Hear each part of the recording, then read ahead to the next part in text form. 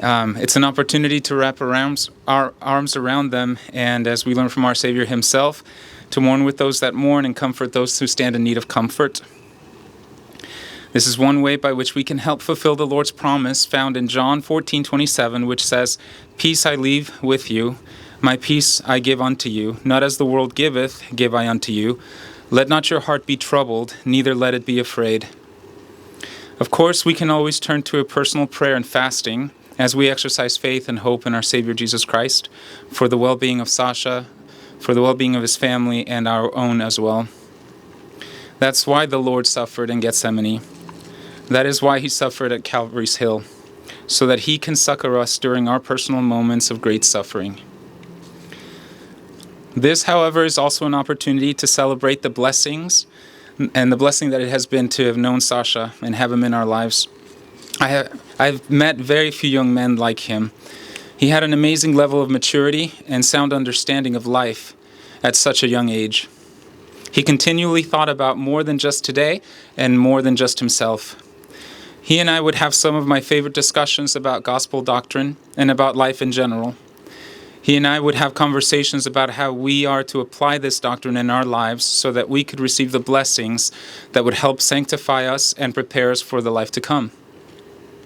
Now, you might think that these conversations were more of me telling him these things and Sasha just nodding his head. But quite the contrary, Sasha would be the one beginning these conversations and wanted to discuss his understanding and perspectives on the subject. I was always impressed at what he considered to be things of great worth or of high value in life.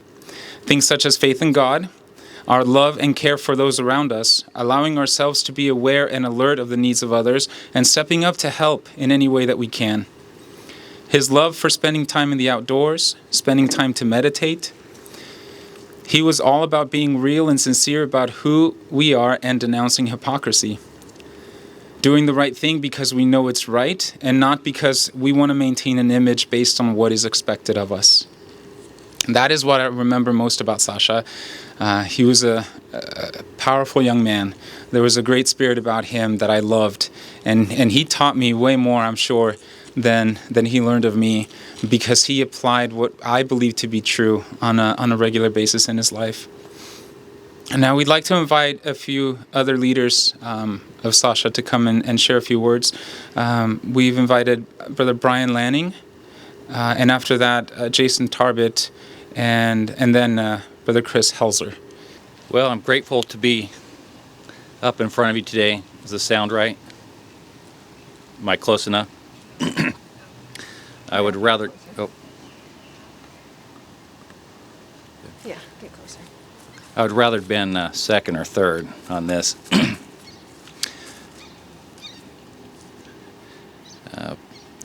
As I laid in my bed yesterday reflecting on what I might say today, so many different thoughts went through my mind, so many thoughts like you guys have had of just questions of what Sasha's future may be, what the past has been, the fun experiences we've had. Some of the things that I remember the most about Sasha in my mind just sticks out. His crazy hair that always was puffed up or something in the front, with his funny grin and smile whenever I saw him. I wasn't sure if he was in trouble or what. He always had that funny grin. Some of the experiences I've had with him personally, one of the last ones was going to Trek and watching him in the Hebe crew as they went. We got to talk several times on that trek and just watch him pull and push and do his thing like he normally does. I was able to substitute for Sister Orchard in seminary, and one of my most prized moments of late was with something my daughter said about Sasha. Sasha and I have always had a great relationship. I know that primary teachers of old have their stories, but as he's gotten older, he's just been fun to be with and to be one of his leaders. And at seminary, when I was substituting for a couple weeks, Sasha was coming. It seems like maybe a little bit more than other times because my daughter Haley, who's there, She's like, what is going on with Sasha? He's always answering questions and talking when you're here. And I said, yeah, Sasha and I have always had a good relationship where we've been able to talk and share and have mutual respect for each other. And so I just thought that was neat that I had at least a little bit of a connection with him where he felt like he would contribute more and felt comfortable when he was there. I hope that I know that we'll always remember that. I will always remember that. I spent a lot of time with Sasha, hours on Scout merit badges, and those things that I'm sure a lot more people will elaborate on, those conversations and the way Sasha sees life and his political stances and his desires, and some have already said that he would call things out for what he thought they were, whether he was right or wrong, it didn't matter. But I loved seeing his growth over the years and how he expressed himself and the things he took seriously. As we're dealing with worldwide things in the citizenship of the world, or national, or other merit badges. I think we did about 10 together probably. We had so many great conversations about that, how to save money or what a proper thing to do in our lives. And so he was definitely a thinker. He never got me over to fish in the pond, neither did his older brother Preston, but we always had planned to try to get over to the neighbor's pond. But I did see some of the fishes from that experience. It is a celebration for Sasha, and I celebrate it. Celebrate him and celebrate all that he's done. I feel like life is kind of like those of us that have been in the church that have had a chance to go serve a mission for 2 years somewhere, and then you come back, and whenever you run into those old friends and things, even if you had disagreements or whatever, it just sparks such an excitement.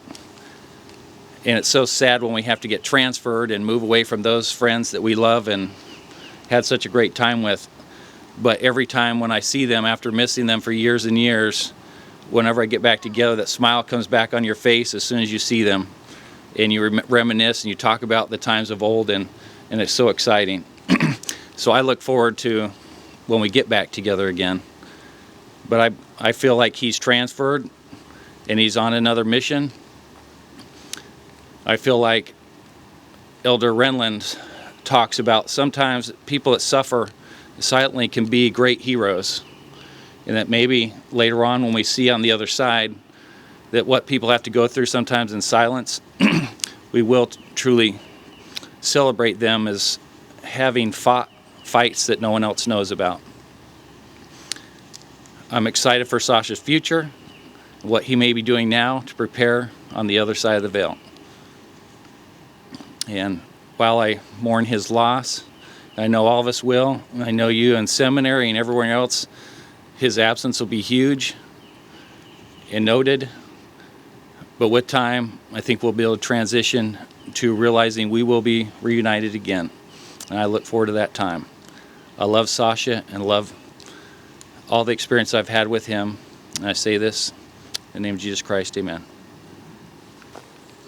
Yes, please go eat the food while I talk. I am extremely humbled to be asked to stand before you today and talk a little bit about Sasha.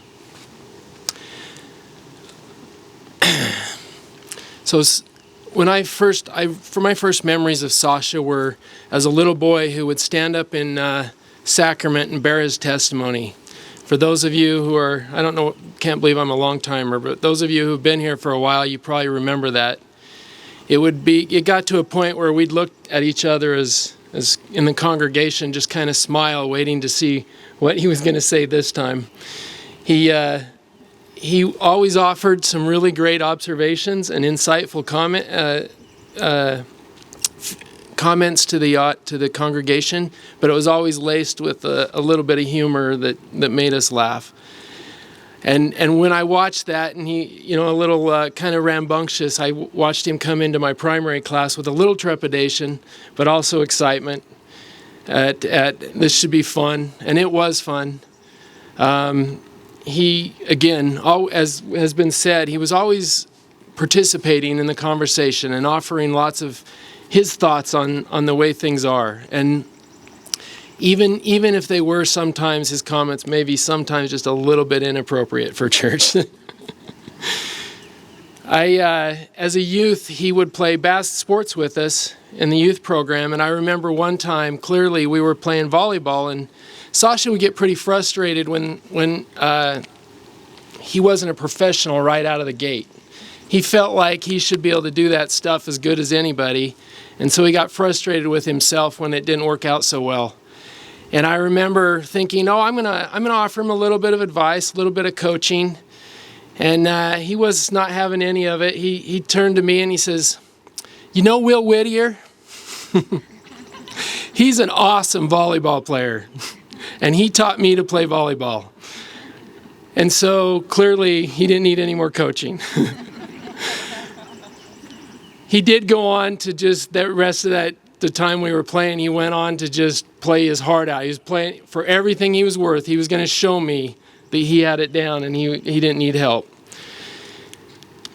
So we had a lot of jokes about that later on. Even we were on the river, rowing down the river, and I turned to him and says, "Now, you need any guidance on how to paddle, or did Will Whittier already teach you everything you need to know?" He chuckled at that. Speaking of high adventure, I had a hard time getting him to go with us. For years, it would be he was in, then he was out, then he was in. Finally, a couple years ago, we talked him into going on high adventure with us, and we had a great time. But I also saw glimpses of his older brother during that time. I might use the word reckless, well, I should say adventuresome, but probably more on the reckless side. And, we were rock climbing over water, and he was just doing crazy stuff. But I think the thing I remember the most was he and Ian Ford hung their hammocks up in trees parallel to each other, about 3 feet apart. And then they got to swinging until they were crashing into each other. And then they were battling as they came in to crash into each other. They had some sort of duel going on. But the rest of the boys decided this was a great idea. So they came in and they were pushing them in their hammocks as far up as they could go away from each other, and then letting them go and crash into each other.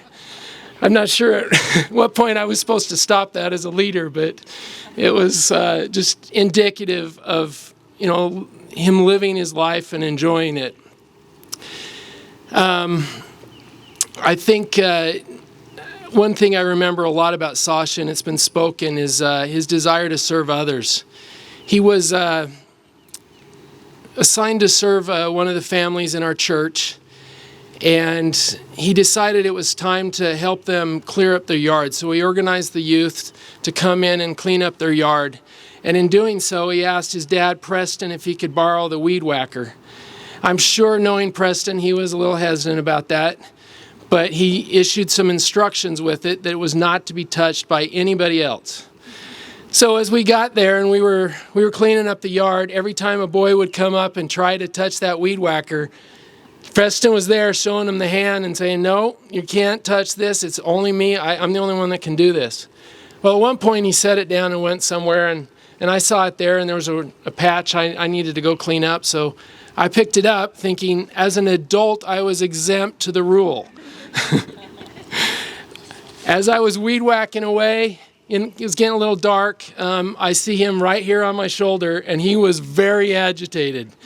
Just, you can't have that, Brother Tarbett. My dad told me nobody can use the weed whacker but me. And I said, "Well, Sasha, I'm pretty sure he's okay if I use it." And he was having none of it. It was not, no adult, that was the rule. So, I gave him the weed whacker, and a couple days later, 3 days later, I was weed whacking in shorts. I found I was covered in poison ivy.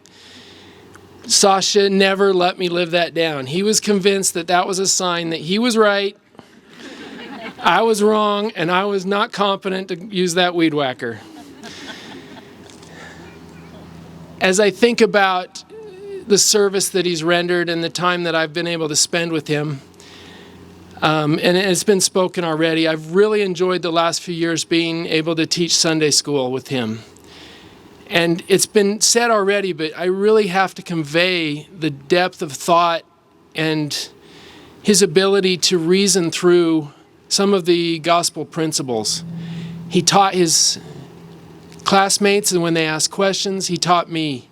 Sometimes he would get a little twisted up in his comments and get frustrated that he couldn't convey what was on his mind.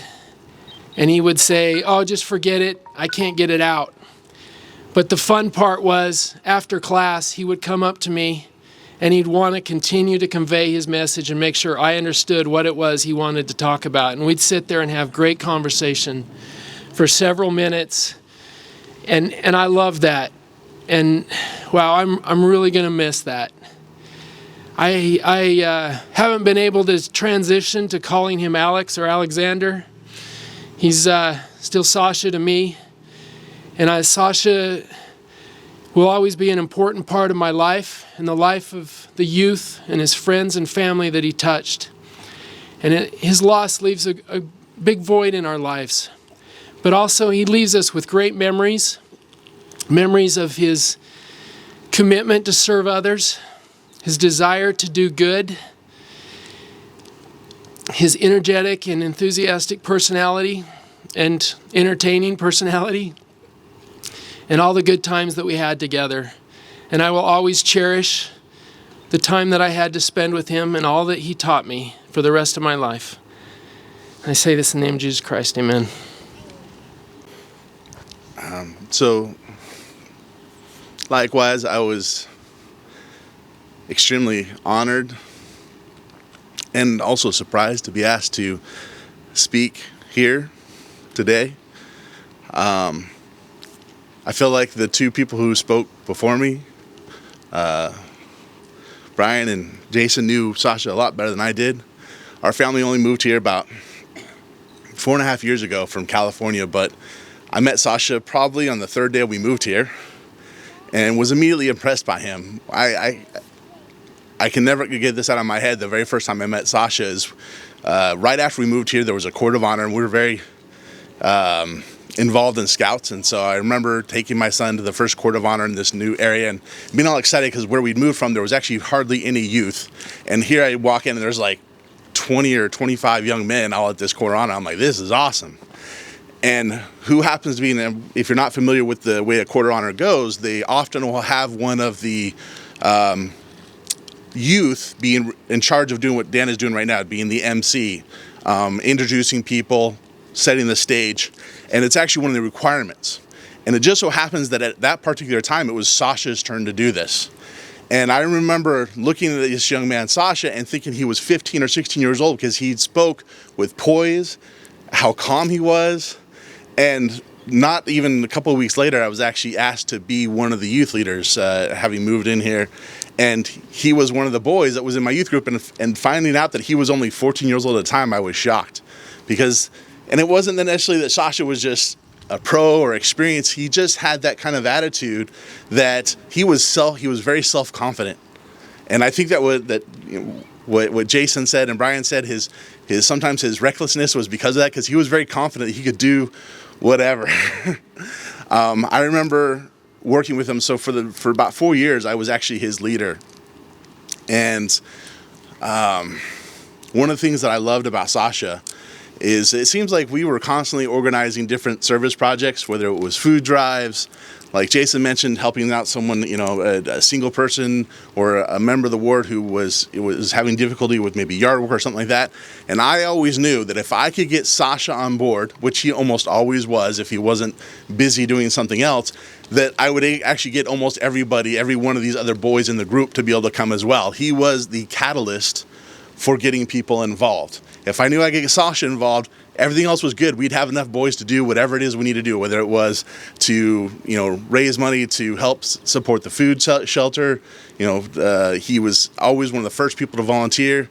I remember specifically when we first moved here, our rental home. Well, I thought it was awesome. The first year we were here, there was a huge amount of rain, and found that there definitely wasn't enough gravel for our driveway, and we got stuck in the mud. And so I talked to my landlord, and he ordered some gravel, and they came and they dumped it in a just huge, gigantic pile, like it blocked our driveway almost. We couldn't get in and out. And I remember going, man, I don't know what I'm gonna do. And Sasha was over and kind of laughing. He's like, let's get some people, get them over, and we'll get it. And he stayed all day. He wasn't gonna leave until that gravel was spread out and we could get in and out of our driveway. And he got other people there, and that was just the way he was. I could go on for hours talking about our experiences. If you ever try to get Sasha in a photo, unless you were another young person, he loved to be in selfies with other youth, but he didn't like adults taking his picture very often, especially in the last couple of years. I spent the last couple of days going through my photos from the time when I was his leader among these other boys, and I was actually surprised to find that I actually had close to 100 photos where he was in there. Now granted, he was hardly ever looking, because if you bought out a camera and you weren't a youth, he was like gonna duck away. But I was able to find almost 50 photos with him in it, and what didn't surprise me is that almost every single one of them involved him being and doing some sort of service activity. One of my favorite times, there was a Cub Scout day camp, and we got the older boys involved in teaching some of these younger boys skills. And I have at least 5 or 6 photos of him working with a young boy, helping them string a fishing line for the first time, helping them catch their first fish. All kinds of things like that, teaching them how to shoot a bow. Those are the kind of things that Sasha loved. He loved to help people, especially that were younger than them, learn new skills. Often it was because he thought he was the best at it. He's like, I know this, I got this, I can do it. Let me show you how to do it. But he was good at it. He was patient. And I loved watching him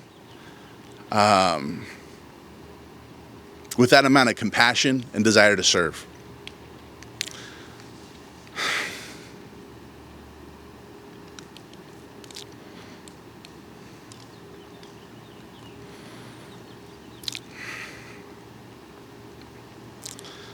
During the last year, it was especially special because him and my son, who's a year younger than him, became good friends. Because of where my son's birthday falls, he is actually a year older or in a grade ahead of most of his peers. Not because he's like the genius, he's a smart kid, but it was because of where his age fell. He was often the youngest person in all of his classes. And so this last year, especially the last couple of years, because he was in the same grade as Sasha did his best to go around with Eric everywhere he went.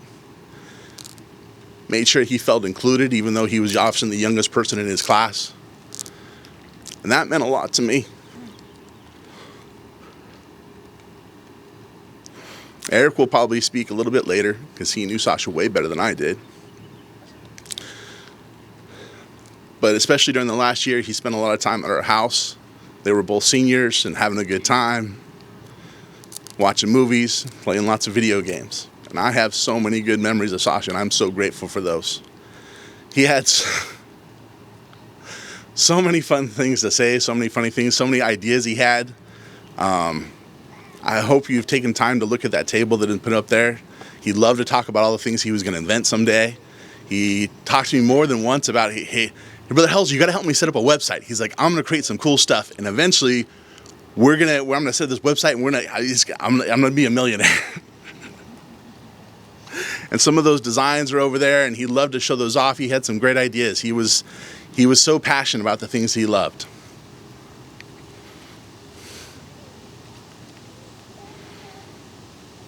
Today, I mourn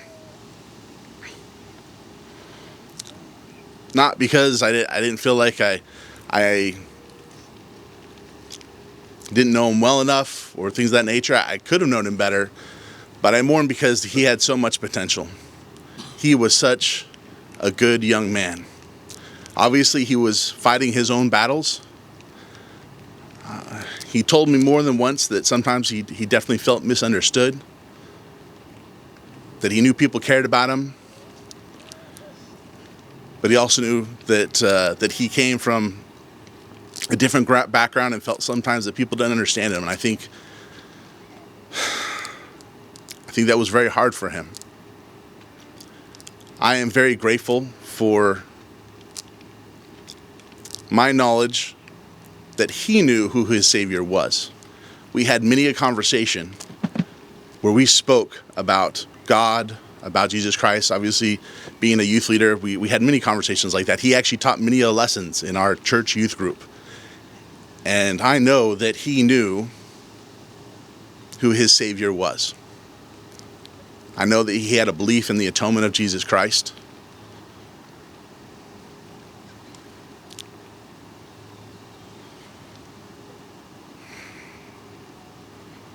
And that was a big part of who he was and why he desired to do good, to serve others, and to be a friend to everyone around him. And while I mourn the potential that has been lost and the hole that it leaves in our lives, I hope that everyone here today knows that he was a good person who cared about others deeply. And from the number of people that I see here today, despite conditions, I know that many of you know that. And that's why you're here today, because he affected you the same way. I am grateful for the many hours that I was able to serve alongside him, whether it was digging holes, weeding patches, raking leaves, digging rocks, or what he loved to do most, which was to support other people, to teach a skill, to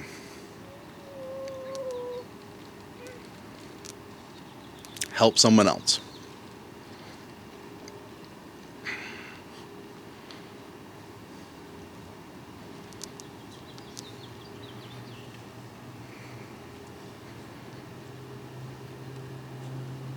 I know it's been said already, but I want to thank everybody that is here today. Because looking around here, I see a lot of faces that I both know and don't know.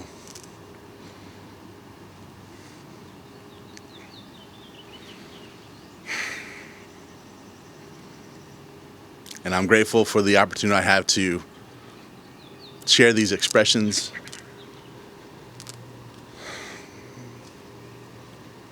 share the commitment of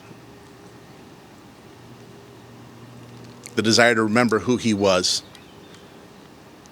what he loved, and what he cared about. Thank you very much. I know that after me, they're going to be an open mic, and we're going to invite some of those other friends. I will get back up. I had he had some other friends that are actually far away right now off at school that sent me some things, and I'll probably come back up later to read some of those things. But first, I want to stand aside and let some of you others speak. But thank you for being here. Thank you for wanting to remember who he was and the things that he believed in. Amen. Thank you guys. Those were wonderful words. As he mentioned, we're going to open the mic now to a few of his peers. And actually, we'd like to begin with, if Brother Hebertson is here, his son, Ashton, is actually serving as a missionary for the church, and he's away. So he wrote a letter that his dad or sister can read to us now. Thank you, Claire. Hello, I'm Claire Hebertson, and so as you already mentioned, my brother Ashton and Sasha were really close growing up. Oh my gosh, wow. Okay, so Ashton's on a mission out in Colorado, so he was sad he couldn't be here today, but he might be watching on the live right now. Okay, so he said, Sasha, what a guy. We have been pals since we were 5 years old. We did everything together. One of the best experiences I had with him is when we had a double birthday party. We had all of our friends come over and we had a great time. I specifically remember having the cake in front of us which read, Happy Birthday, Sasha and Ashton. The thing I liked most about it was that there wasn't anyone at that time I would have wanted to share a birthday with except for Sasha. He was my best friend. He's been my friend throughout my early youth and my adolescent years. I loved growing up in the scouting program and progressing with him. We have had many fights and contentions over the years, but I don't think either of us could walk away from a friendship and bond as strong as we had. We had all the secret handshakes, inside jokes, hangout spots, road trips, pictures, fights, and hikes that make a perfect friendship package. I loved going on long board rides and hikes when deciding to go explore in the woods. I remember doing this while listening to music from a speaker we took with us, and then getting lost and having to find our way back to civilization. He was so much fun to do crazy things with. Last time I saw him before I left to serve on my mission was when Ian, Will, Sasha, and I all got together and ate at Red Robin. I remember having the best time. We all ate bottomless fries, drank bottomless pink lemonade, talked about our lives, and just caught up with each other. It was a great time with the OG squad that I will never forget.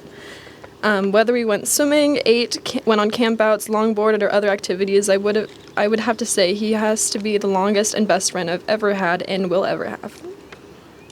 Excuse me.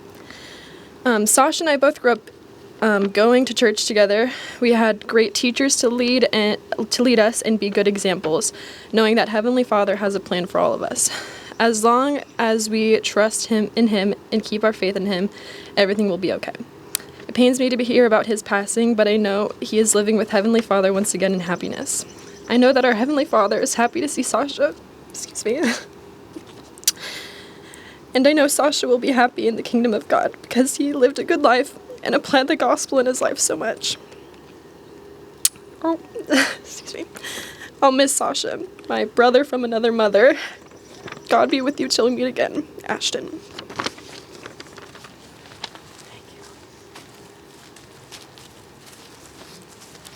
Thank you so much, Claire. I'd like to invite now Ian Ford, and then after that, Will Dossett, and then Eric Helzer.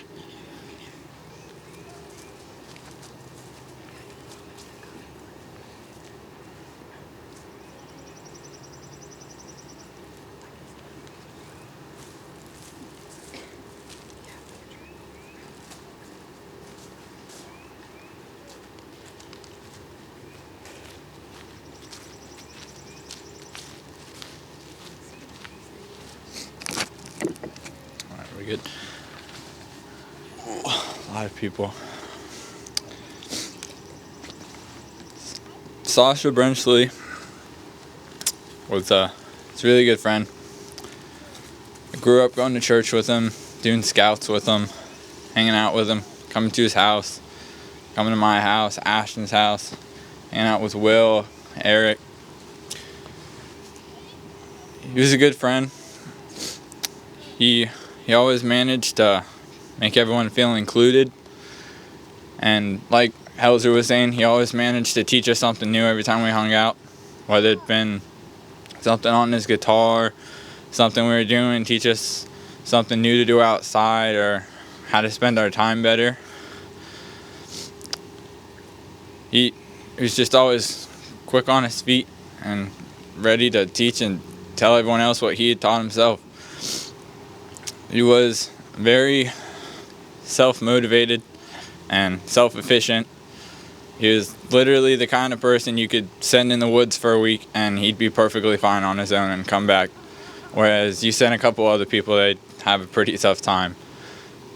And through all the campouts and times hanging out with them, going longboarding, just going on hikes, coming over, we got really close with him and as a friend group in general. And he was just an overall great person, great teacher. He was a really big role model in my life. I'm going to keep all the things that he's taught me, hopefully teach other people too the same things that I've gotten from him. And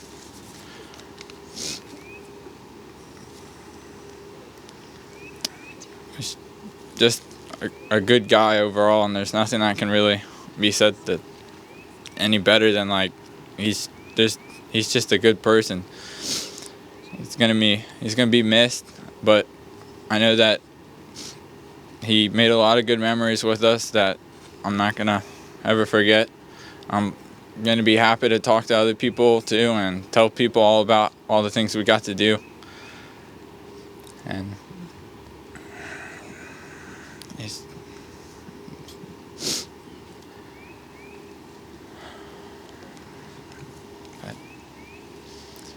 yeah, and like that, there's not much else I can say other than he's a really good friend. And that's all. Thank you.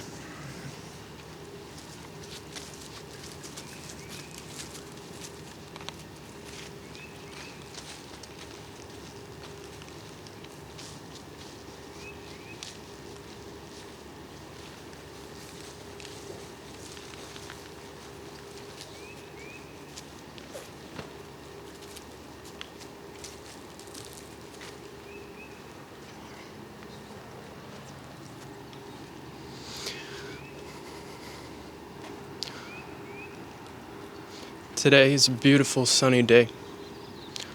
I think it reflects Sasha's soul. I was so blessed to have crossed paths with him.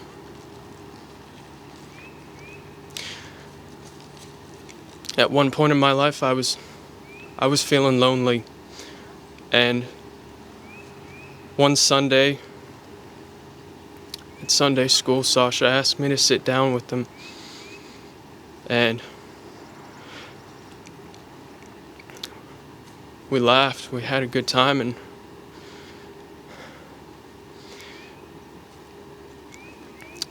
that, as they say, is history. He was one of my best friends.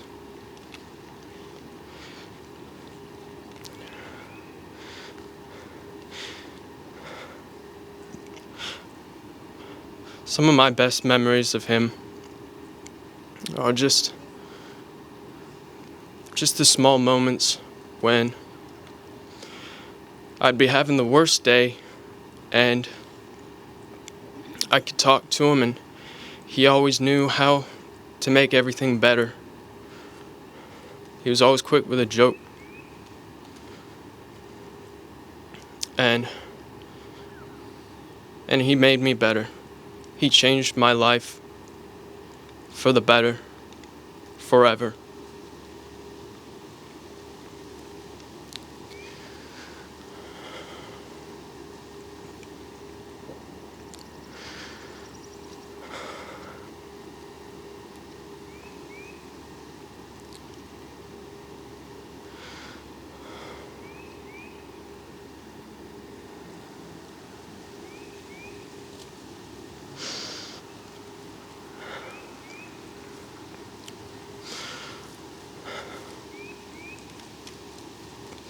I loved him.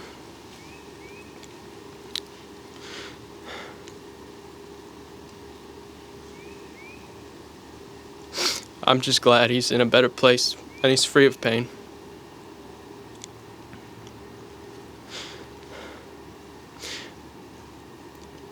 And I really look forward to the day when I can see him again.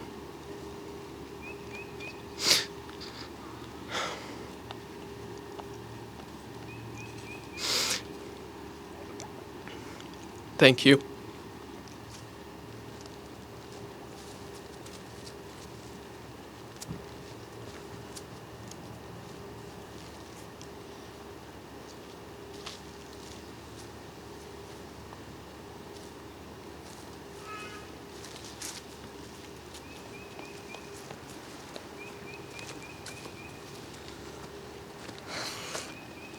Hi. Can everybody hear me? Thank you. I first moved here 4.5 years ago. I remember arriving and finding out that there was a camp out. And when I was back in California, we went on camp outs. Not often. It was not frequent. And so I was excited to go and nervous to meet new people. And when I got there, I remember going into the actual event, and the first person who came out to greet me was one of Sasha's friends named Riley. And the first thing that he did was he put me in a head choke and said and I remember Sasha coming over, and I'm thinking in my brain, like, who are these people? Why did I come here? And he said he basically says, like, knock it off, Riley, and like pulls me aside, and the first thing that he says is to me is, so you met Riley, and that moment kind of I'll remember, because it was the first moment that I can really remember about Sasha, and that moment reminds me of how cool I thought Sasha was. He's always quick and witty when he was talking to me, and he always made me laugh all the time. And I remember when we used to hang out and talk, he was so kind and patient with me. I'm not very good at talking, and I looked up to that. I looked up to his strength and his ability to make me laugh, and his don't care attitude.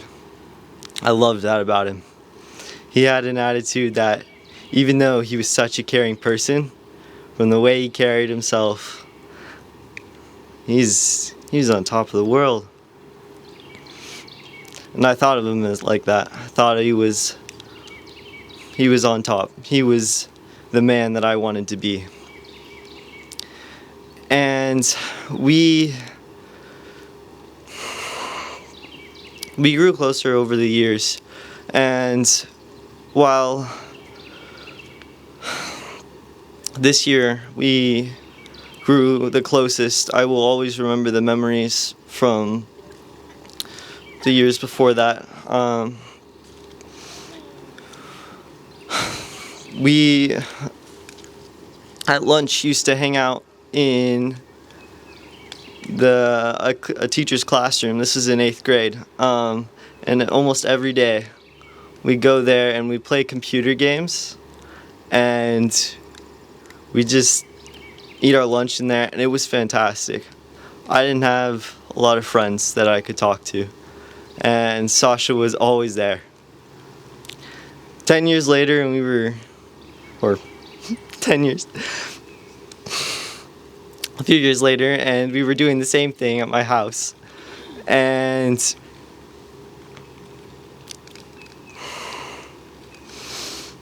last Wednesday we hung out. We talked. And he came over and brought a bunch of food over, a bunch of junk food. And anybody that knows Sasha knows that he didn't really like candy. But this time he brought candy with him, and he brought food for me, energy drinks, and we played video games for 5 hours. It was fantastic. But I asked why he got himself candy and why he got me stuff and he said, because I'm sad. And the night before, he texted and asked if he could come to my house. And I'm glad that he felt that he could reach out to me, and knew that he was always welcome, because he always was. He was my best friend, and I will never forget him. and I know none of you will either. The memories that you have, I hope you cherish and hold on to them, because they are precious. I will miss him so much, and I'm thankful for all of you coming today to come and remember him.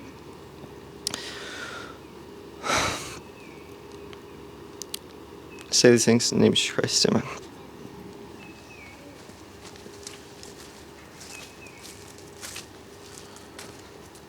So much for the kind words. This was pretty difficult for his really good friends, I know.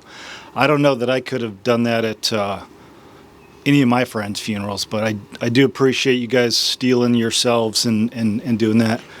I would like to, I guess, put a couple funny things out there about Sasha, kind of lighten it up a little bit.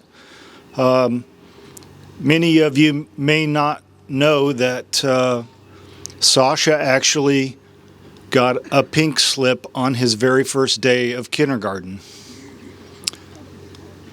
When we got the pink slip, I burst out laughing so hard that I just couldn't believe it, and it took us a while to kind of subdue ourselves so that we could put on our stern parenting face and actually do some disciplining.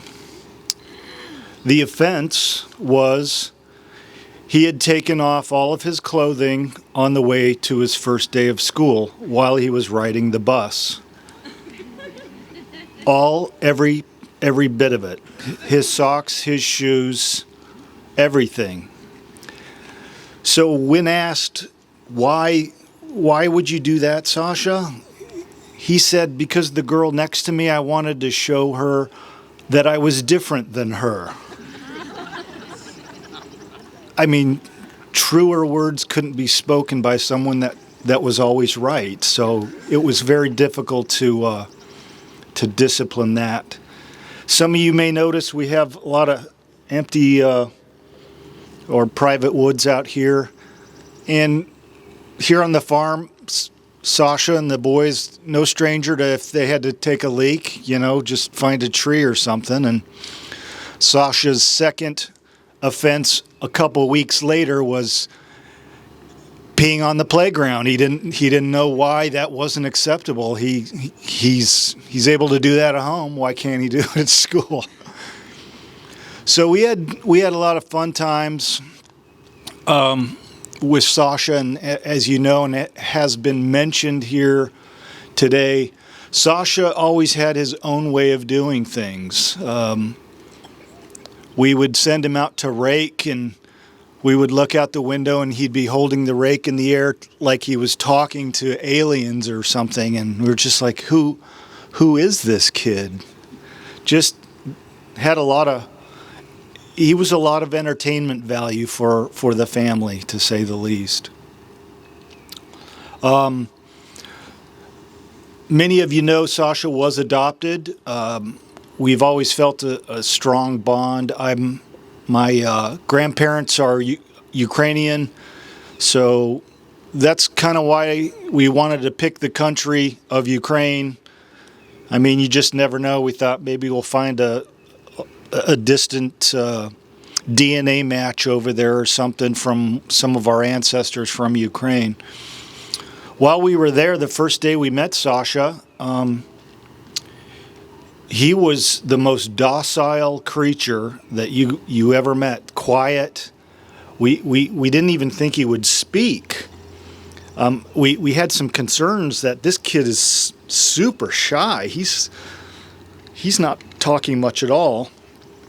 But we soon discovered that Ukrainian orphanages likely subdue their kids a little bit with something to keep them calm, because they're in cribs, 6 to a crib, and who knows what happens over there. But needless to say, Sasha, coming off of his whatever concoction that they give him, he was climbing the walls. We were like, what is going on? This kid it just has an abundance of energy and was just a pretty remarkable energetic child.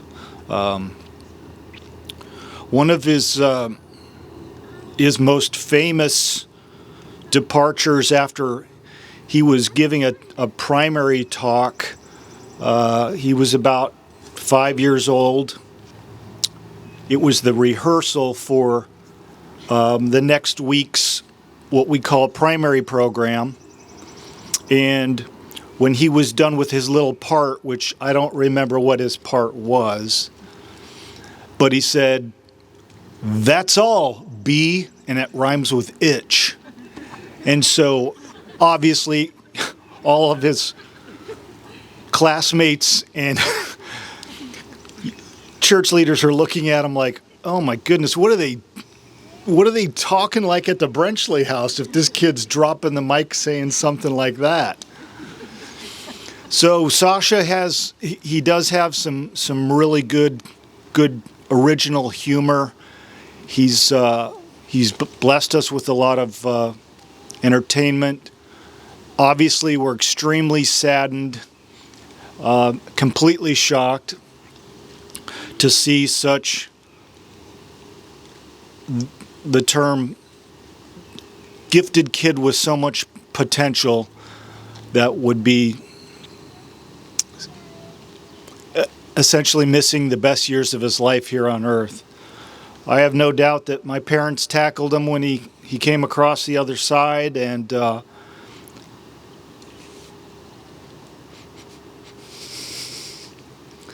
I have no doubt he's right there on the barn roof listening right now, probably trying to sneak over into the chips or something. I think he's here today. I'd like to thank everybody for coming. We're going to go to the open mic now.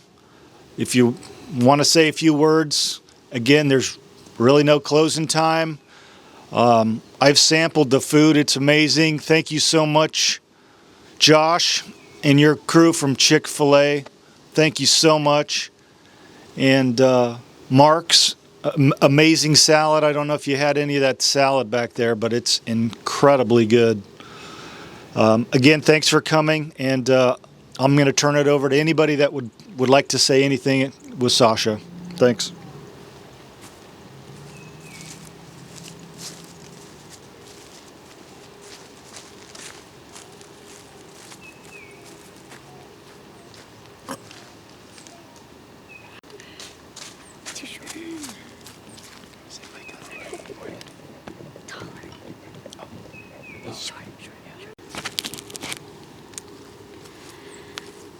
Sasha was a very special and loved and gifted young man, and he still is. There were many of him who loved him and cared for him, and I'm sure he knew that. Even though I didn't get to know him that much, which I should have, every time I saw him in church in the hallways talking to his friends, he just brought this presence with him that just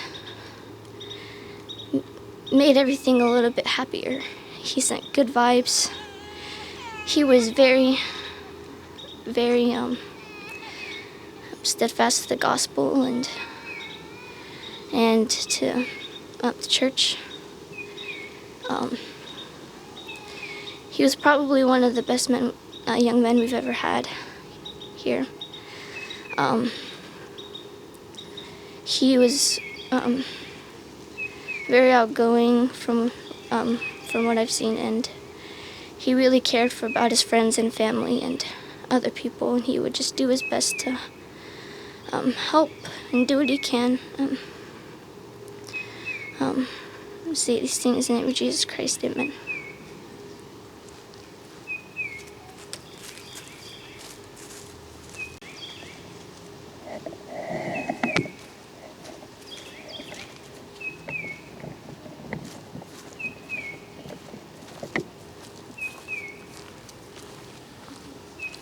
Since there's not a crowd to fight off yet coming up here, like I said, I was a youth leader for Sasha and a lot of his friends, and some of them are off at school or on missions, and a few of them sent me a few words that they would like said today.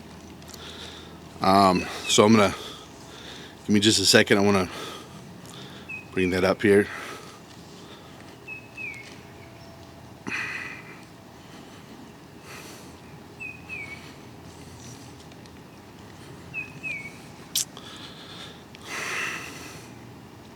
So this is from one of the friends who had only knew him for about a year before he left off on his mission. His name is Jacob Sorensen. I know that his family were very good friends with him. And this is what he wanted me to say. He says, Sasha was one of the first people in the ward I met when we moved here to Virginia. I quickly came to know that he was very intelligent and bold. He had his beliefs, and he was never afraid to share them. That type of openness and real expression was refreshing to me. He was always someone I could talk to about anything. We agreed at times, and we disagreed in others. But either way, we remained good friends, and that we enjoyed discussing anything over the sun, even in different dimensions sometimes. I learned quite a bit from him. I wish I had had more time to know him because of his powerful spirit. I will truly miss seeing him when I return, but I know that God is with us all, that he is merciful, and that I'll see him again someday.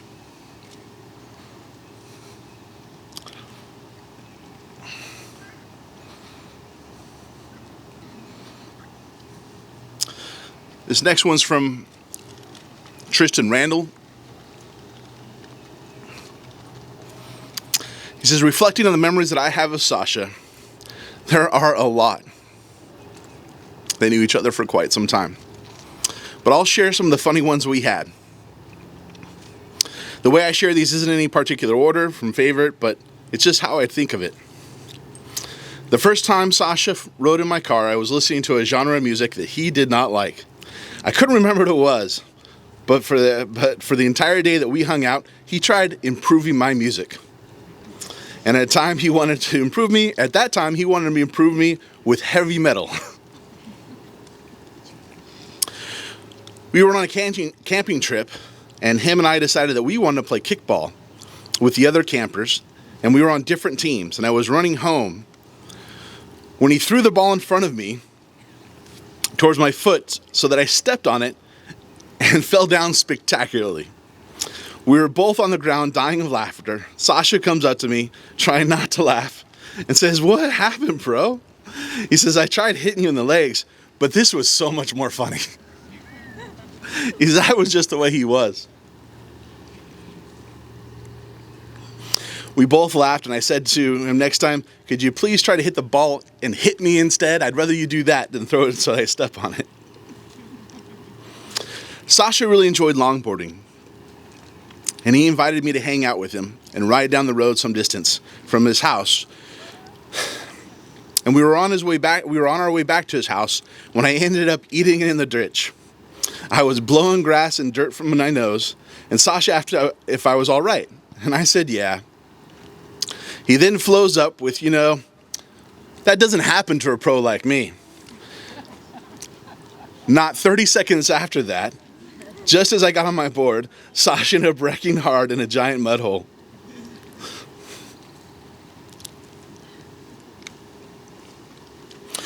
Whenever Sasha and I had dumb ideas, we would tell them to each other. And then we would talk about what's the worst thing that could happen. Of course, it would always end up eventually to be, well, we could die. Then we'd immediately say, don't let that happen. Sasha and I shared a lot of good memories. But it wasn't all the fun times that kept me hanging around him. It was some of the lessons that he taught that I've only realized when I look back. When talking about the girls, he would often say, "You only live once," even though he never did ask the girl he had the biggest crush on. Looking back on this lesson, I don't think Sasha was talking about asking girls out, but to live life and don't let fear hold you back from what you want. Thank you.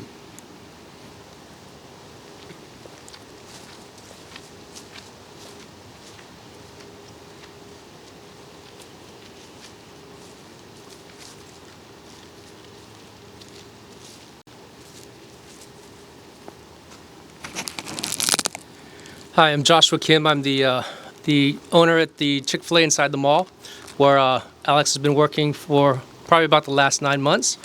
On behalf of Chick-fil-A, on behalf of the mall, on behalf of my Chick-fil-A team and myself, we offer our condolences to you and your family, to loved ones, to family and friends, and we want to express our heartfelt condolences for this tragic loss.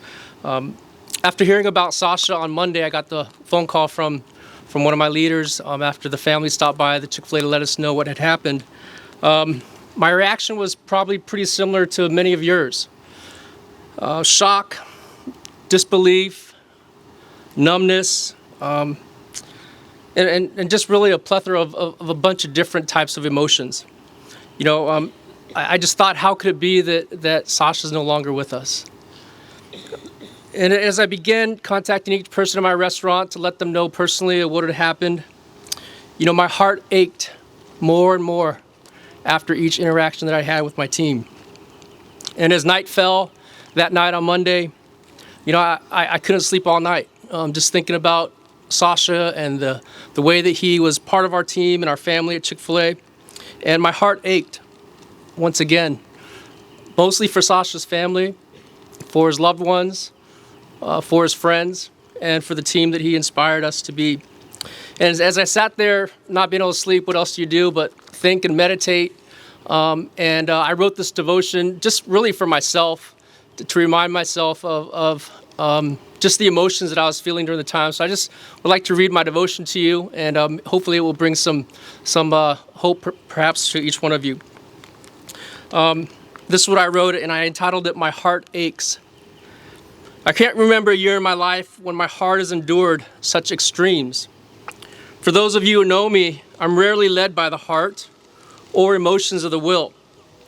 You see, I live in my headspace, making decisions, solving problems, communicating my intentions, and interacting from a safe distance. In the past few months, and certainly in our current state of affairs, I'm recognizing that there have been moments where my heart has ached.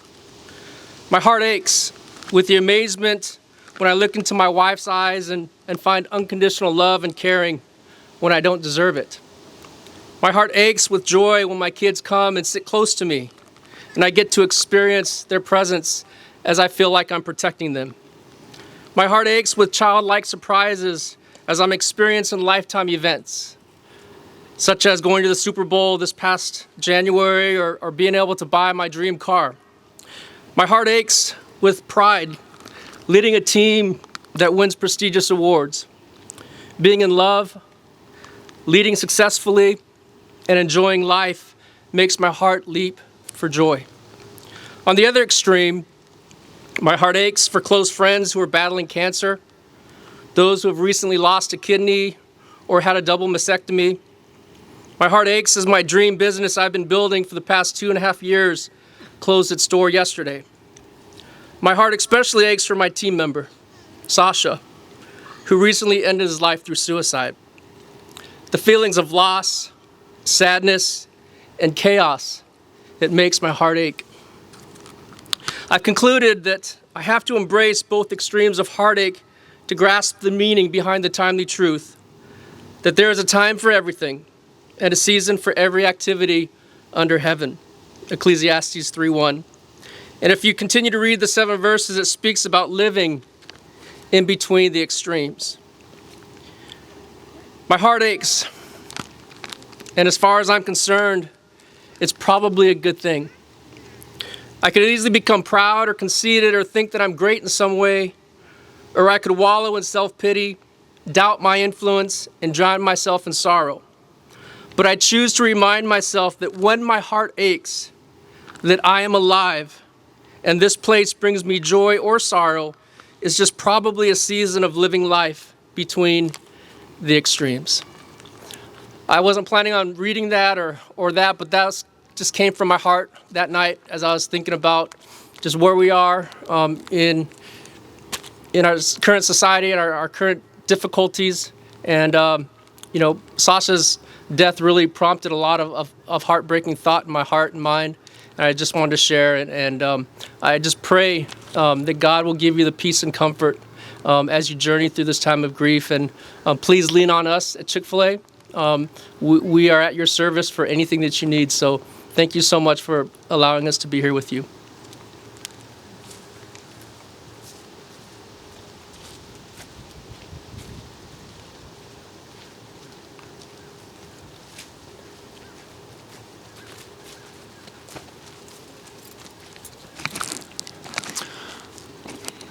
Hi, everyone. My name's Scott. I was Alex's kitchen manager, so I worked pretty closely with him probably about the last 9 months as well. To me, he was Alex. I didn't really know him as Sasha, so I didn't know him for that long, and at first, we really didn't get along. He used to test my patience a lot. But the more time we spent together, he made me realize we were a lot alike. Both stubborn and both very strong-willed. So he reminded me a lot of myself. And throughout my time getting to know Alex, I learned that he was an avid lover of games, mostly Minecraft and Call of Duty Modern Warfare, which we played together on occasion. And most importantly, he really loved Taco Bell. At least once a week, I'd come into the kitchen and Alex would just be there stuffing his face with a burrito. And I'd give him a hard time because he didn't get me anything. And then he would try and make up for it with a corny joke and be like, well, it's okay, I'll get it next time. He really did love those corny jokes. They really weren't that funny, but he really did think they were great. I think the thing I'm going to miss the most is his smile and his laugh, because it was just so contagious. And the energy that he had, and especially his witty inventions. I've heard a lot of people talk about some of his ideas. He always had these get-rich million-dollar ideas. And they were out there, and they never made sense half the time, so... I was up most of the night writing what I was going to say, and a lot of it was just jokes that he had told me, or just... It was a lot of humor. I mean, there's so much that I could say, but I think the most important thing to me is that Alex was like a little brother to me. And I was really humbled and privileged to watch him grow and mature in the short time that I knew him.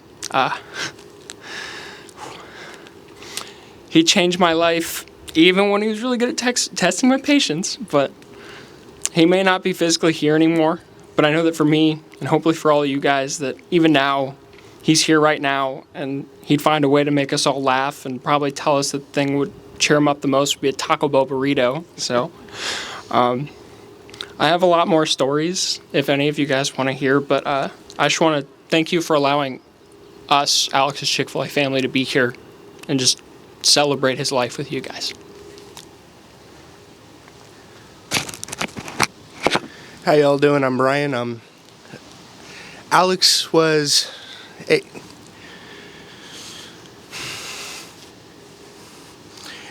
he was a little brother to me, and we shared a lot of laughs. And I could remember one time, it was a Saturday night, we were closing, and he left his phone charger at work, and he messaged me Sunday. He said, hey, I know I don't work till next Friday, but can I come get my phone charger? And I told him I could do one better for him. I told him, how about I pick up the charger when you get out of school, we'll go out and have lunch. So I go to pick Alex up at Riverbend, and he's walking to my car with the biggest grin on his face, and he opens the door, and he's chuckling, and he goes, hey man, do you got $20,000?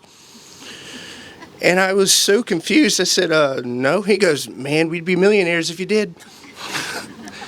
But so we're eating lunch, and I was trying so hard for Alex to tell me, like, what crazy idea did you come up with that you needed $20,000 for? And he goes, I can't tell you that, because if you get $20,000 before me, you'll be a millionaire first. But that's just, Alex was a great guy. He was always laughing, always wanting to have fun, and I'm going to miss that the most, is walking in and just seeing his smile, because he was always smiling at work, and he was a great guy. And our condolences to you guys. Thank you.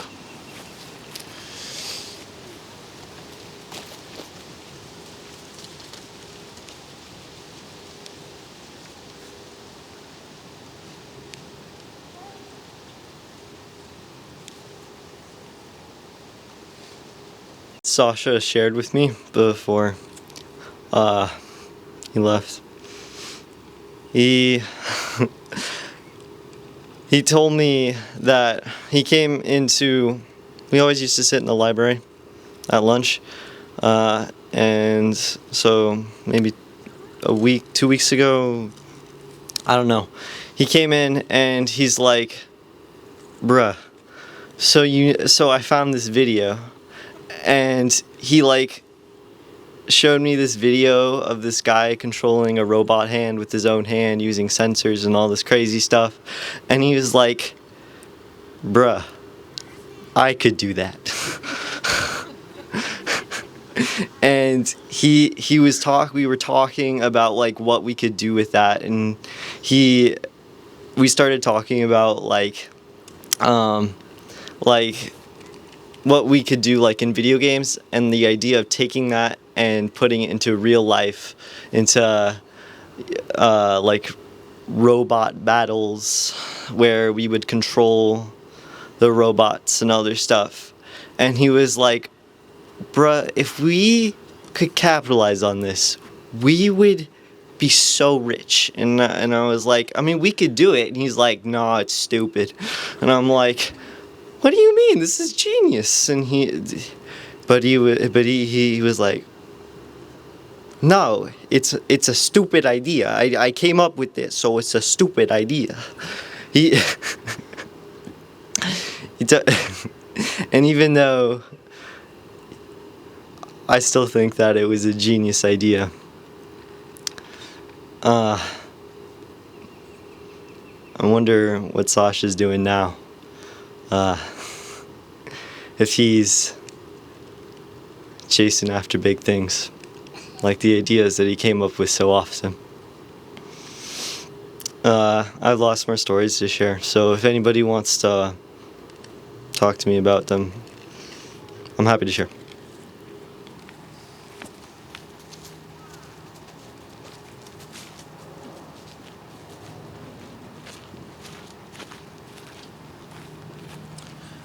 My younger brother Max, he is unable to be here today, but he's asked that I read this for him. It moves me to tears to see all the leaders, friends, and family of my youth gathered together. The people gathered in that field and watching here on Facebook represent such a significant and wonderful portion of my life. I am the man I am today because of all of you. It truly is a blessing to grow up with the special family that is our ward. I know that Sasha felt the same too. All youth who pass through that ward feel that special love. I'm especially grateful to the Brenchley family. They truly are a second family to me. Sister Brenchley was a mother to me. She was unfailingly loving, kind, and caring. When I would skip school, which was quite often, I would always ask her if I could come spend the day at her home. She can make any child feel loved, understood, and equal. Brother Brenchley was a father to me. The man is an expert at making kids feel included, feel cool, and feel important. He taught me lessons that every young man should learn. I still go by the nickname that he gave me all those years ago, Ozzy. Sasha is blessed in many ways. He is blessed to be sealed to Preston and Anita Brenchley, an eternal member of their family. The parent-child relationship that they share is as ordained and everlasting as though he were born into the covenant in the first place. Sasha grew up watching his parents and learning from them. Because of the great plan of happiness, he continues to watch them even now and continues to learn from them even now. There will soon come a day of happy reunion where all hardship is past and only eternal felicity remains, unfettered and unobstructed by the pains, scars, and mistakes of this world.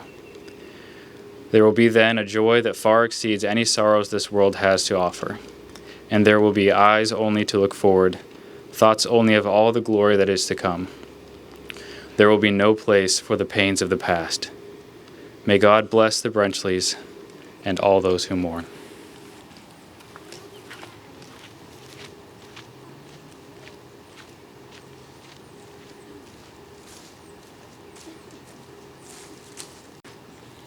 I know I would never forgive myself, and I would be afraid to see my parents on the other side if I didn't take a...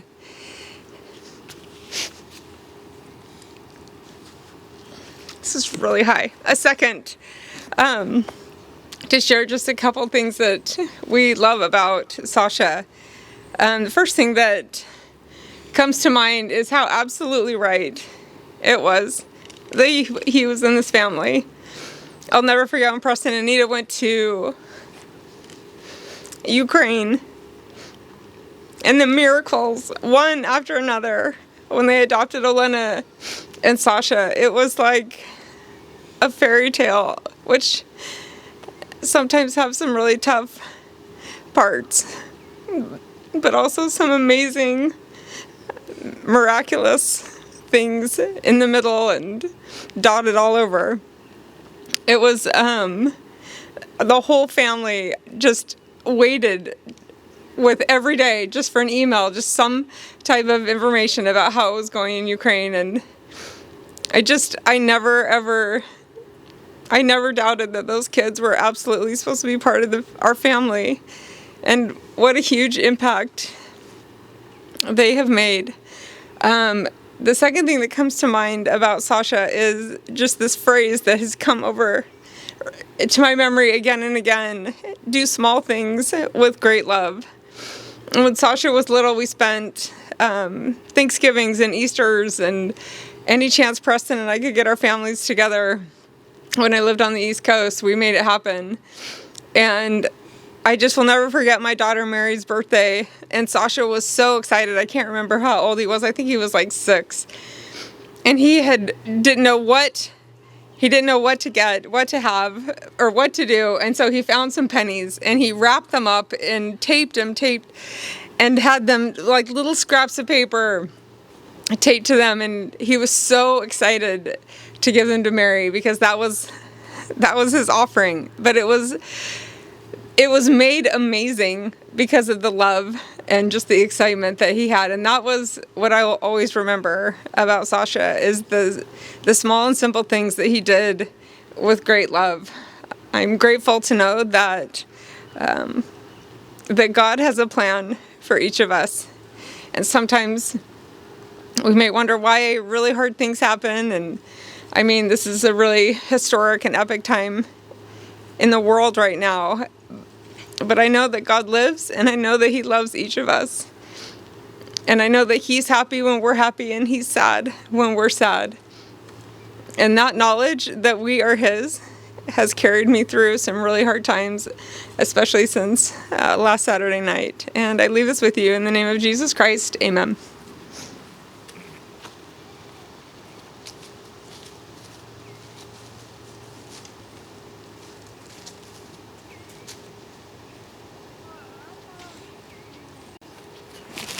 All right, well, too short for this. So I didn't know Sasha as well as a lot of these people, but I do remember he always knew very strongly what he believed and what he thought and cared about, and he was not afraid to let people know about that. I know when he used to be in my seminary class a lot of times last year, I am also a very opinionated person, so often we would have arguments over seminary questions that, you know, people would be afraid to answer, and Sasha would be like the one person to step up, and, you know, even when I was wrong, I'd be like, well, you're actually wrong about that. But, you know, he was not afraid to say what he thought. And I also remember one time giving him a ride home from Scouts. We were in the car and talking about school, and like I was asking about how classes were going or whatever. And he was just like really frustrated with this one class, and he just was talking about, you know, this is so dumb. I don't need this. I'm smarter than the teacher anyways. I don't know why they're the one teaching me. I should be the one teaching them. And I just remember, well, one, thinking he was a little bit silly, but just also, I guess, wishing that like I had that confidence and just admiring that he was not afraid to say that he thought he was smarter than that teacher and that his time would be better used elsewhere. So, yeah.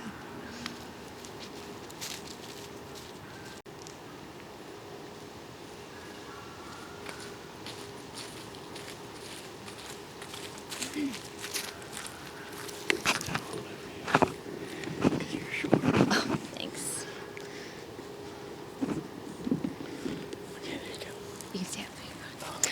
Hi.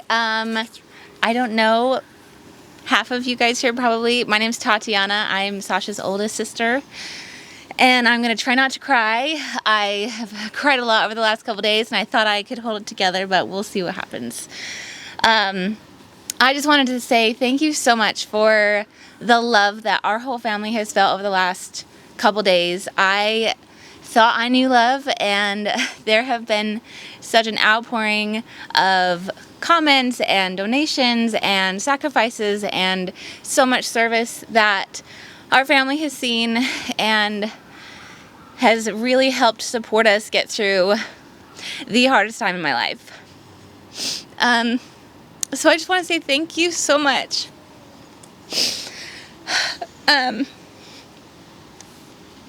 Sasha was a really special person.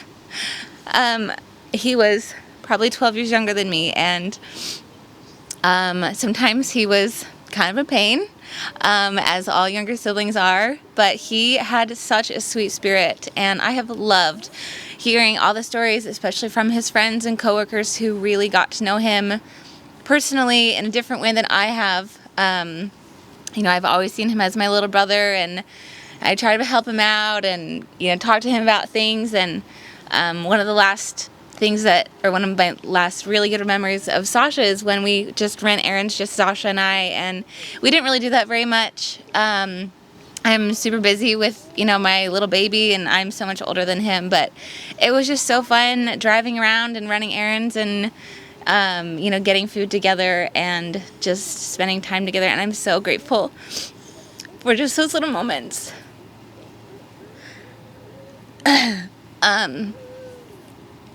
And it brings me so much peace to know that he's not gone.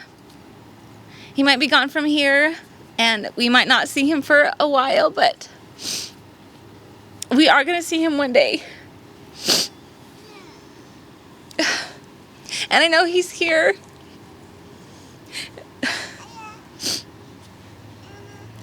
And I know he feels the love that everyone has for him, even if we weren't really great at expressing it when we were with him. And I'm just so grateful for the atonement and the opportunity to be together as a family again, and for all of you. And thank you so much for each and every one of you. You guys have all touched me personally and really helped our family get through this super hard time. And I just want to say thank you so much. Love you all. You just stay here too.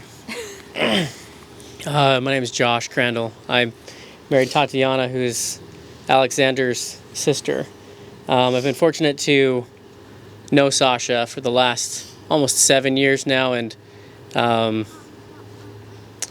we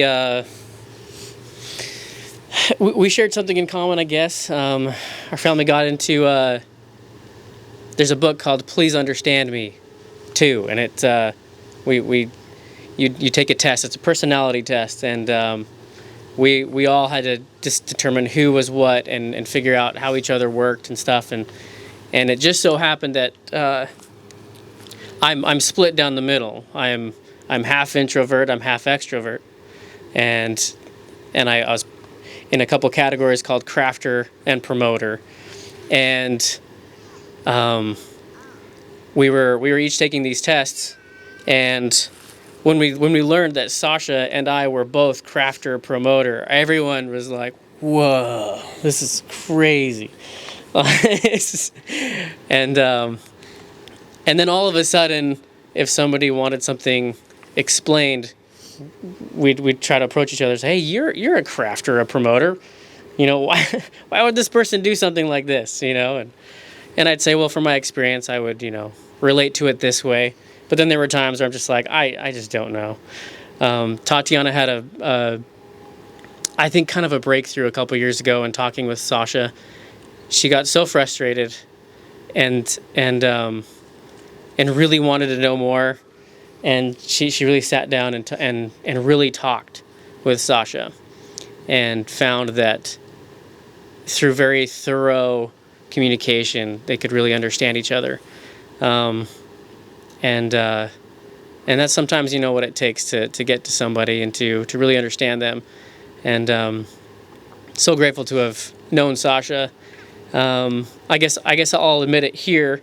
I don't know if it was me that really sparked an interest in guitar playing, but he wanted to learn guitar, and I had played a few times, and he picked it up really quickly, and I was very impressed.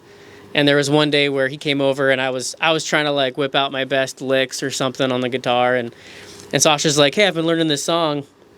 It's got a cool strumming pattern." And he showed me, and I was like, "Oh my goodness!" Like it was a little more difficult than I could play, and I was instantly jealous. I'd go home and I'd try to play it. I could never get it. He had a lot of talent, and it was really fun to watch Sasha around our daughter Adelaide. You could tell he took a liking to her and saw something in her, and she saw something in him. She loved Sasha as well. We'd say, "Hey, we're going to Papa Puka's house." She's like, "Oh, Papa Puka and Sasha," and we're like, "Yeah, Sasha's there too." So, the outpouring of love by you folks just being here, and unfortunately for those who couldn't be here, but thank you so much for showing your care, your love, your support for Sasha and for the Brenchley family who's going through a lot at this time. And I encourage each of you, hug everyone a little tighter, be kind, look for ways to serve each other, and know that one day we're going to see Sasha again. And thank you very much.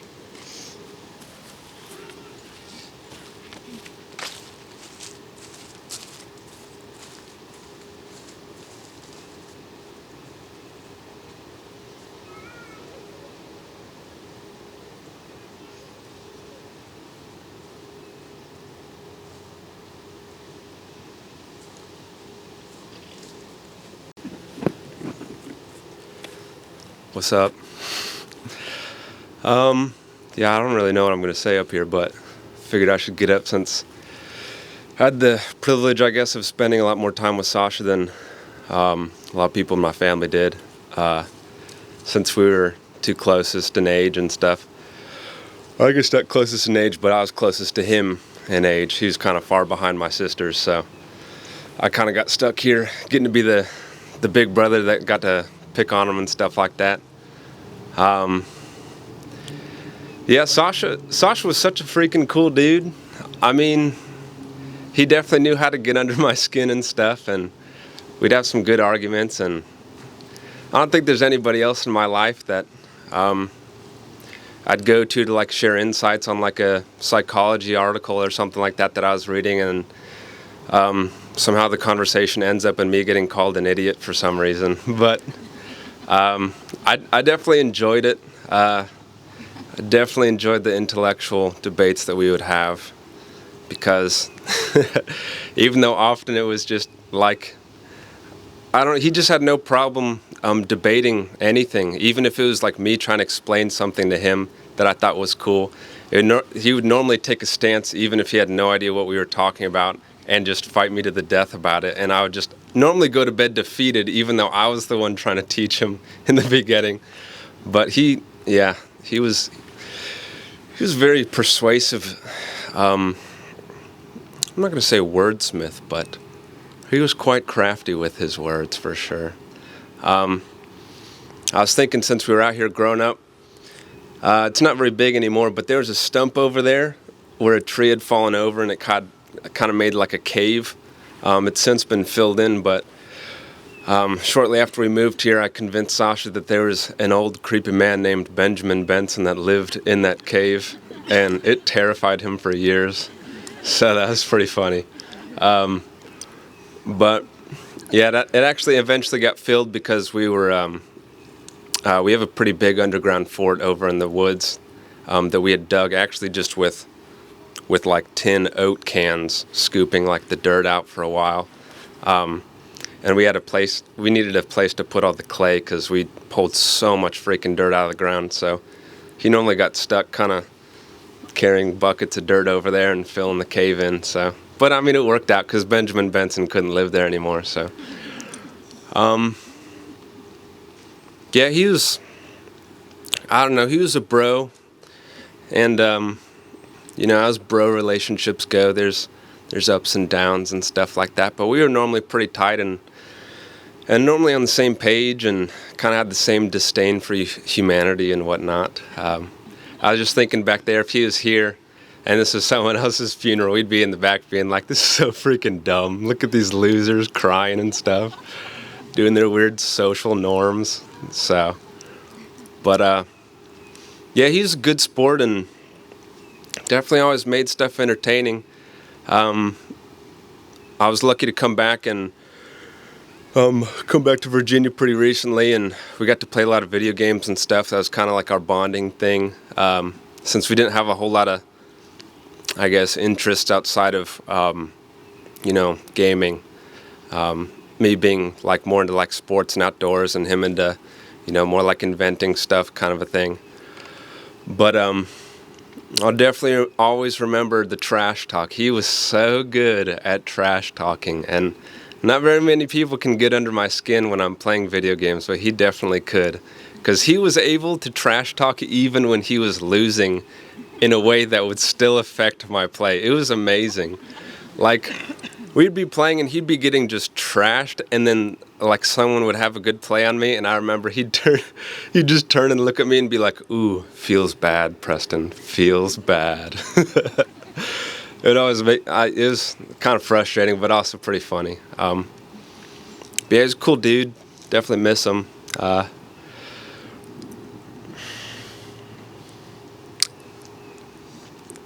I don't want to get too emotional here. But yeah, definitely I wish I could have talked to him a little bit more on that last day.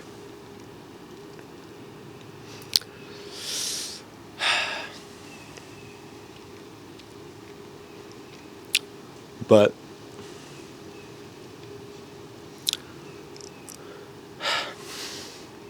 I don't want to make my sisters cry. Depression kind of sucks, though.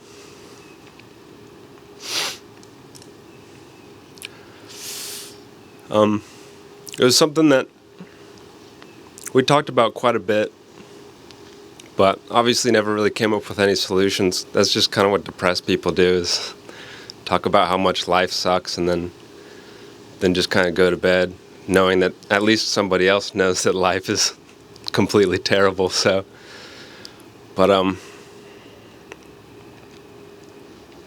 don't know. It's just crazy to think about. But yeah, I don't know. I guess that's it. Miss my bro, and I appreciate all you guys saying good stuff. So, peace.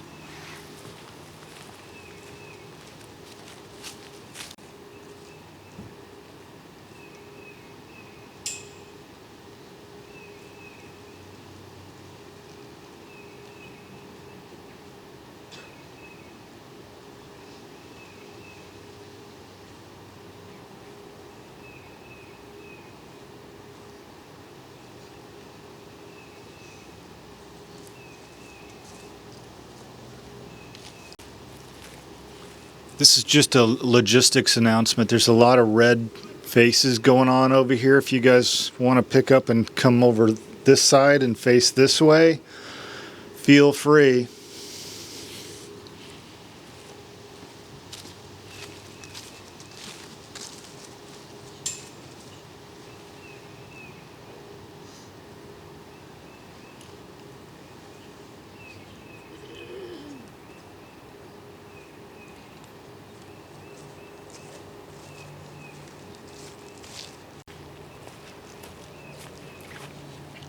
I didn't realize I was so short.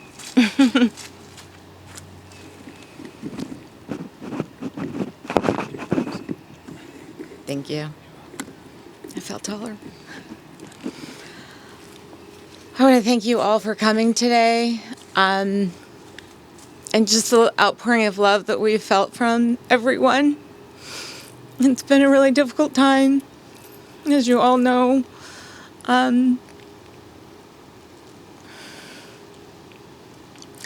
It's times like these that you know who your friends and family are, and I appreciate those that have joined us on the internet and have joined us in person, even though there's a virus out there, and people have come long distances to be with us, and friends and neighbors and people have brought in food and just shared their love with us. And I can't thank you enough. It means so much to our family just to feel that love from you, because that's what we need.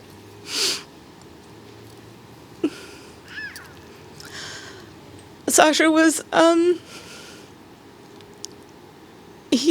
wouldn't say he was a joyful child. He was a joyful child when he was younger, and then as he got older, he was a teenager and he was moody. I so appreciate the stories that everybody has told from his friends, because I think they knew him the best, and they got to see sides that we didn't get to see as parents. And as his leaders, I so appreciate the love that you guys shared with him and your time, and his friends for taking the time to be with him and talk with him. I know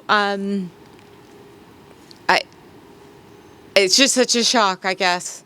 I didn't expect Sasha to do this, and so I'm sure will hit me later, and I'll need continued love and support from everyone. Our family will, and we'll try and reach out. I know as we get depressed, we tend to isolate, and so please continue to reach out, and don't be afraid to ask how we are, because we'll be hurting for a long time. But thank you for coming, and thank you for sharing your time with us, and thank you for sharing your love with Sasha.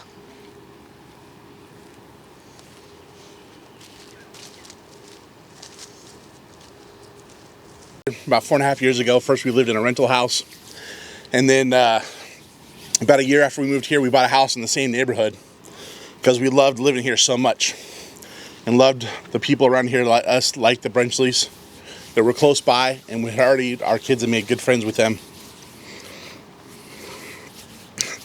And coming from California, where you're not allowed to have fires or anything like that, one of the first things I did when I bought my own house is I built my own fire pit, and I was super excited because I always wanted a fire pit, but growing up in California, you're not allowed to burn anything there because everything's a no-burn state. So I looked up, didn't buy a kit, I looked up like how to make one of your own, bought all the materials, and built it. And I was telling Sasha about this because, again, I was his youth leader at this time. And he was telling me how I need to make a giant fire pit and how cool they are. But I got it all set up. And then one of the first things I said, guys, hey, I got my fire pit set up. Let's have a youth activity. We'll come over, we'll roast some s'mores. We'll grill some hot dogs. It'll be fun. Granted, I'd never been to his backyard before, so I hadn't seen the gigantic fire pit that they have here. So if you look over there, you see the fire pit he has. My fire pit is about the size of this table here. Again, from California, to me, that's huge. Because we're not allowed to have fires there. I kid you not, Sasha walks up, he not having seen the fire pit, walks to my backyard.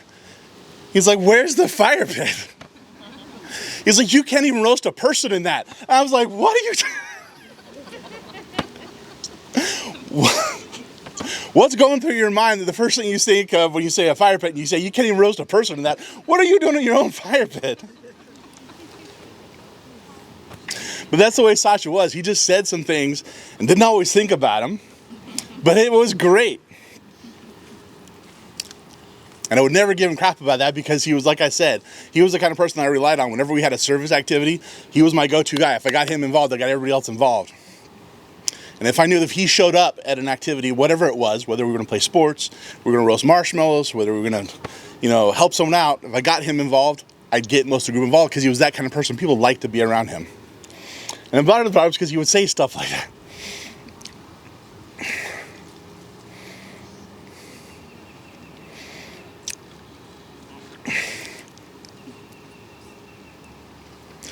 So if you're thinking about stories that you have about Sasha, and you're told Max saying, hey, I didn't know him that well, If you don't feel comfortable coming up here to tell us a story too, please write them down. They set up an awesome Facebook page. I encourage you, please, if you haven't yet, take the time to write them down. If you have any pictures of Sasha, if you know Sasha, when he was younger, he did like to be in pictures. When I first met him, he would jump in front of a camera all the time. I have some great, he actually stole my phone. We were driving up to Washington, D.C. to the LDS temple up there. And unbeknownst to me, he'd actually grabbed my cell phone and taken about 20 selfies of himself. I feel bad because I actually deleted about half of them because they almost look exactly alike. But I do have most of them here, which I put, if you went on the page, I put together a short video of some of the pictures that Sasha had let me take of him, that he took of himself when he was younger. But over the last couple of years, he didn't like too much to be in pictures. I'd try and say, hey, let's take a shot, and he would run away. So if you have any pictures of Sasha recently, please still post them on that site, because we miss him. He was a good kid. He was a funny kid. If you've got stories, please share them. Share them with each other. Over the last couple of days, obviously the first moment we found out, especially since Sasha was actually planning on coming over our house that day when it happened, we spent the first couple of days in shock. But then one of the people I read a story from Tristan, gave us a call and shared some stories, and that really broke down the walls. And my son and I started telling stories to each other that mainly he had a lot more than I did, but he started telling me stories of fun things that he and Sasha did together. And that's really helped. And so if you haven't taken the time yet to talk with your friends, talk to your family, it may be hard. Sasha was an awesome guy, and we will miss him. But we should never stop talking about him, about the good things he did do, and the kind of person he was. Of course, I don't celebrate the way that he ended his life. I'm sorry he chose to do that. I'm sorry for all the people that will miss on the chance of getting to know him because of that. But I will forever be grateful for getting to know who he was, for being able to share in his laughter. Another quick story, because I think it is important. I'd probably been here about a year. I was talking a little bit about how Sasha loved to help young kids. Well, we were in charge, as by this time he was considered one of the older scouts, and helping Cub Scouts. We were having this Cub day camp, and our job was to basically get some of our boys there early. Now, if you knew some of the other boys that were in his age, the teachers, and even Sasha himself, he did not like getting up early in the morning. I would be shocked if he was ever on time to seminary. And Sasha said, I want to go, but I do not want to have to get up that early to be there. Because I said, okay, I'm going to have to pick you up like at 6 a.m. He's like, you're not going to get everybody to go if you try and say you're going to pick us up at 6 a.m. to be there, Brother Helzer. So what we need to do is we need to go there the night before and camp out. And that's what we did. We talked to some people that were in charge of the event, and we got permission to stay the night there. And of course, the very first thing that Sasha did, we got there and we set up some tents. And there was this it looked like it used to be a fireplace, maybe a house or something like that, but everything else was gone, but there was still this giant fireplace. And so the first thing Sasha did was climb to the top of that. And of course, then everybody else wanted to do it too. And those are some of my favorite pictures, because he's up at the top, like making all his signs and things like that, and just cracking everybody up. I don't think he jumped off, but he talked about it a couple different times. I was like, no, you can climb up there, you cannot jump off. But that's just the way he was. He saw something, and as soon as he did it, other people wanted to do it too, because he was that kind of person. He loved to be out under the stars. That night was a day very much like this, where it was beautiful. It actually had rained earlier in the day, so the grass was all wet. So we set up some tents. But he didn't actually sleep inside of his tent. He actually then, at nighttime, because it was such a beautiful night and the stars were amazing, we're talking about the stars. And we were talking about visiting other galaxies and the kind of things that Sasha liked to talk about, because that's the way he was. He ended up just laying his tent out flat, putting his sleeping bag on top of it, and just that's how he spent the night. And I remember waking up in the morning, and apparently at one point he did crawl into the tent, even though he never actually set it up. And I got this picture of him and Riley Keller sitting next to, they're actually laying next to each other, in this tent that's collapsed on top of him because that's where they spent the night. Because he loved to be out in the stars, and I'm so grateful that we're doing this here outside because this is exactly where he liked to be. But I'll never forget just sitting out there, talking with him and the boys, looking up at the stars, what a beautiful night it was, and talking about the concept of eternity. I remember him saying, do you know how far away those stars are? And he had learned something about it recently, and so he was talking about stuff that I remember studying in high school a long time ago, but I didn't know. And he was talking about the concepts of eternity and how we can't even conceptualize how far away those things are. And I remember getting a discussion with him, and I was like, yeah, that's actually how our lives are. I said, this life will end someday, but our spirits are eternal. And someday we're going to be able to, after this life, live long enough so that we could travel those stars. And he was kind of excited about that idea. He thought that was pretty cool, that he might be able to visit the stars someday, even if it wasn't in this life. And I remember just having a great time, just listening to him and talking to him. I will miss those times with him. Even if you've gotten up here and said a few things already, if you have other stories you want to share and you've held back from sharing them, I encourage you to get up and share. This is the perfect opportunity. I guarantee there's no judgment in this crowd. I'm looking at a bunch of faces that I know, care about Sasha, care about who he was. And I'd love to hear your stories. Thank you.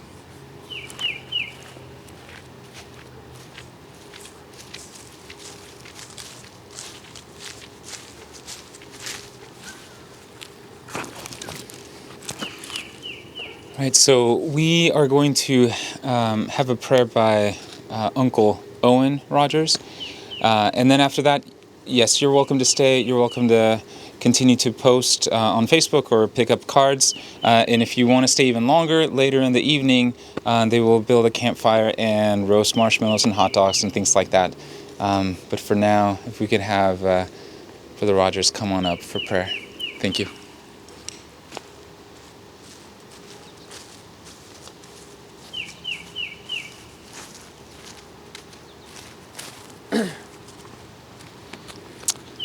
I knew I was going to be up here last to offer a prayer, and so I was kind of waiting because I did have a couple of things I wanted to say, but I'll try and be very brief. We come here today to celebrate Sasha's life and to grieve with the Brenchley family. And I've known the Brenchley family for quite a while. I think I met Preston on like your third date. Is that right? Probably third or fourth date. And known Anita longer than that. But the Brenchley family has a long tradition, a legacy of hospitality. And so we come here to grieve with them. And I know this is true with Renee. I know it's true with Paul and Bonnie, their parents. You would show up and you're going to get fed. You're going to feel welcome. And they're going to do whatever they can to make you feel good. So we come here to grieve with them today, and we get fed. And they put on a good face, and they make us feel welcome in their pain. And we love you guys. And we know that there's nothing we can say. And we certainly can't say we know how you feel. Only Christ can do that, and we love you, and He can do that. He can know how you feel. And thank you for having us to come and be with you. And I want to say one other thing, and that is that we come to this earth, and when we come here, we come from this premortal life, and I want you to picture being in that premortal existence, and we're all there. And we're all family, but we have our friends. And we're getting ready to come to earth. And we gather together because we know someone is leaving to come down here to start their earthly experience. And I picture that event being similar to this, because we knew in that premortal life that when we came, things would never be the same. They would change.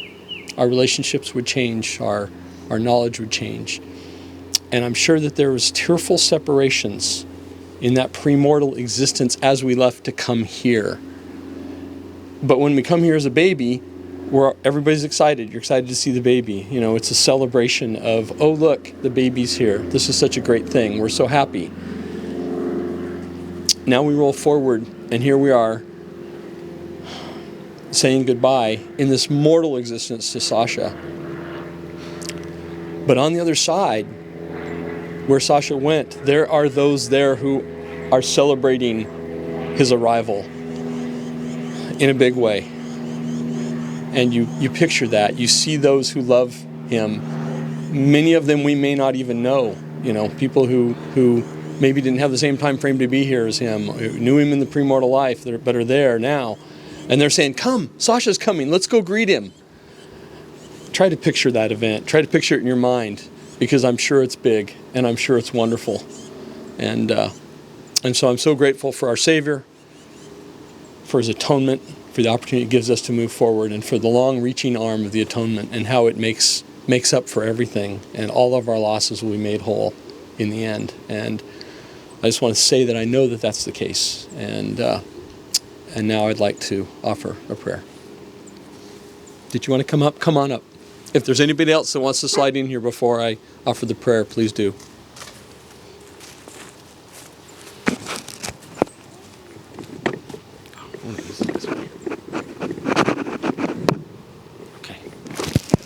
I knew I would regret it if I didn't come up here, but forgive me if I start crying.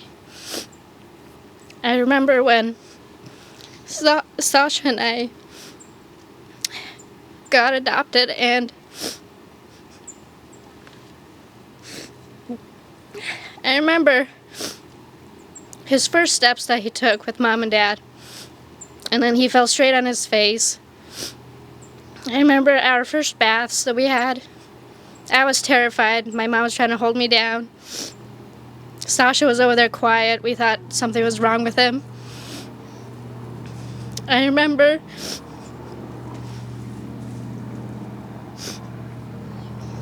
our many punishments we've had together. Usually Sasha liked to bully me after he outgrew me, so I became best friends with Preston. Good times.